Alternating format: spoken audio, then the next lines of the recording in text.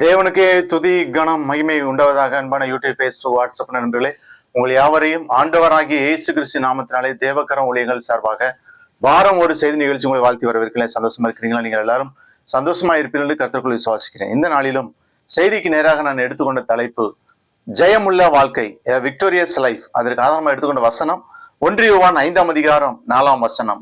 தேவனால் பிறப்பதெல்லாம் உலகத்தை ஜெயிக்கும், நம்முடைய விசுவாசமே உலகத்தை ஜெயிக்கிற ஜெயம். நம்முடைய விசுவாசமே உலகத்தை ஜெயிக்கிற ஜெயம். கிறிஸ்துவுக்குள் பிரியமானவர்களே, நாமும் வாழ்க்கை என்ற ஓட்டத்திலே ஓடிக்கொண்டிருக்கிறோம். இந்த ஓட்டத்திலே நமக்கு அநேக தோல்விகள், நஷ்டங்கள், கவலைகள், சோர்வுகள், இன்னும் பலவிதமான போராட்டங்கள், கசப்பான அனுபவங்கள் நம்மை பின்தொடர்ந்து வந்து கொண்டிருக்கிறது. காரணம் என்ன? நாம் சரியாக ஆயத்தமாகவில்லை. பாருங்கள், ஓட்டப்பந்தய வீரர் அதிகாலையிலே எழுந்து ஆயத்தமாகிறான். நாமும் அதிகாலையிலே எழுந்திருக்க பழக வேண்டும்.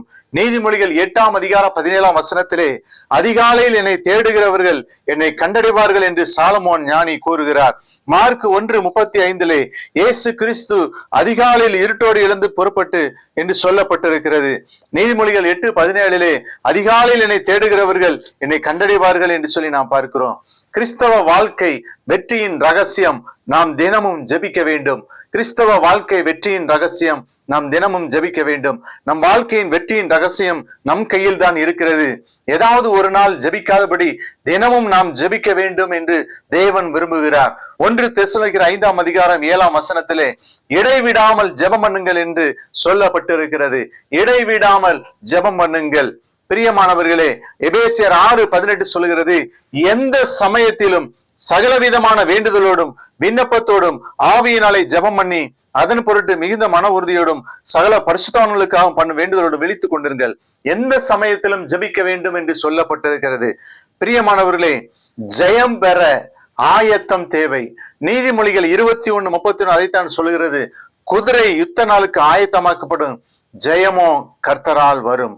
பிரியமானவர்களே, வெளிப்படுத்தல் 21ஆம் அதிகாரம் 7ஆம் வசனத்திலே, ஜெயம் கொள்ளுகிறவன் எல்லாவற்றையும் சுதந்தரித்துக் கொள்ளுவான் என்று சொல்லி நாம் பார்க்கிறோம்.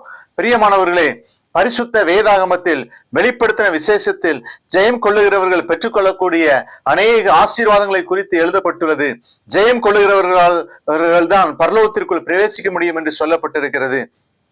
தானியேலின் காரியம் ஜெயமாக இருந்தது என்று சொல்லி நாம் பார்க்கிறோம்.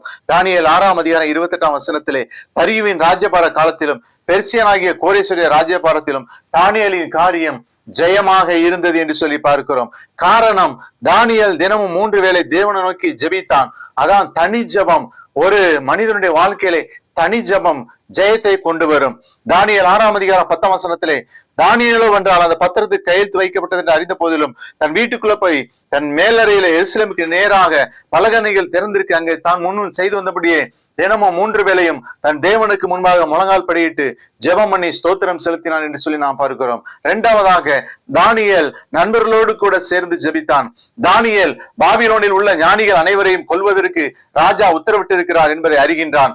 ராஜாவிடம் போய் மற்றவர்கள் கொல்லப்படாமல் இருப்பதற்கு தவணை கேட்கின்றார். தன்னுடைய நண்பர்கள் சாத்ராக், மேசாக், ஆபேத்நேகோ ஆகியோரோடு சேர்ந்து தேவனிடத்தில் விண்ணப்பம் செய்கின்றனர். தானியேல் 2ஆம் அதிகாரம் 18ஆம் வசனத்திலே பார்க்கிறோம். கர்த்தரும் இவர்களின் ஜெபத்தை கேட்டு தானியேலுக்கு சொப்பனத்தையும் அதன் அர்த்தத்தையும் வெளிப்படுத்துகின்றார். நமக்கு நண்பர்கள் மற்றும் குடும்பத்தினருடன் கூடி ஜெபிக்கிற பழக்கம் ஏற்படுத்திக் கொள்ள வேண்டும். 3வதாக, தானியேல் எல்லா காரியங்களிலும் உண்மையாய் இருந்தார். தானியேல் 6ஆம் அதிகாரம் 4ஆம் வசனத்திலே, அவன் உண்மையிலோனாய் இருந்தபடியால் அவன் மேல் யாதொரு குற்றமும் குறைவும் காணப்படவில்லை. இன்றைக்கு நம்மிடத்துல காணப்படுகிறது. உண்மை இருக்கிறதா? உத்தமம் இருக்கிறதா? நேர்மை இருக்கிறதா? நீதி இருக்கிறதா? 4வதாக, தானியேல் ராஜ போஜனத்தை விளக்கினான். தானியேல் ராஜாவினால் கட்டளையிடப்பட்ட ராஜா போஜனத்தையும் அவரால் கொடுக்கப்படுகிற திராட்சரசத்தையும் விலக்கிவிட்டு தானியேல் 1ஆம் அதிகாரம் 8ஆம் வசனத்திலே பார்க்கிறோம். மரக்கறிகளை கேட்டு வாங்கி உண்கின்றார். ராஜ போஜனத்தில் ஒருவிதமான போதை வஸ்து கலக்கப்படும் என்று சொல்லப்பட்டிருக்கிறது. ஆகவே தானியேல் தன்னை மதுபானம் மற்றும் ராஜ போஜனத்தினின்று காத்துக் கொள்கிறான். இன்றைக்கு இந்தியாவில் எத்தனை கோடி ஜனங்கள் மதுபானத்திற்கு அடிமையாய் இருக்கிறார்கள்.